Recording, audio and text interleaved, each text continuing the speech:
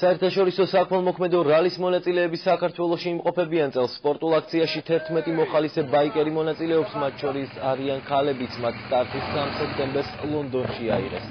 ბათუმის გავლით ბაიკერები თბილისში ჩამოვლენ, შემდეგ კი ტაშკენტში გაემგზავრებიან. მოგზაურობის დროს ისინი თანხას აგროვებენ, საბოლოოდ თანხა საქველმოქმედო ორგანიზაციებს გადაეცემათ. რალის სახელწოდებით რთული მოგზაურობა კეთილი მიზნებისთვის მეხუთე წელია იმართება. საქველმოქმედო რალის ჩატარების ინიციატორები ქართველი ლევან ვასაძე და ინგლისელი ლორდი კლან უილიამსი არიან. წინასწარი გეგმის მიხედვით რალი ლონდონი, თბილისი, ტაშკენტი 24 სექტემბერს ტაშკენტში დასრულდება. საქველმოქმედო რალიში 2007 წელს ჩავერთე. მოტორბოლით რამდენიმე წელია ვარ დაკავებული. ჩვენ ყოველწლიურად დავდივართ სხვადასხვა ქალაქებში, სადაც რთულ და ერთმანეთისგან განსხვავებულ დისტანციებს ვირჩევთ. რამდენიმე ენთუზიაზმით შეპყრობილი ადამიანი ვართ, შეკრებილი და ჩვენთვის ეს რალი ადრენალინთან ერთად არის ახალი კულტურის და ახალი ხალხის გაცნობა. რალის მსვლელობის განმავლობაში ჩვენ ვცდილობთ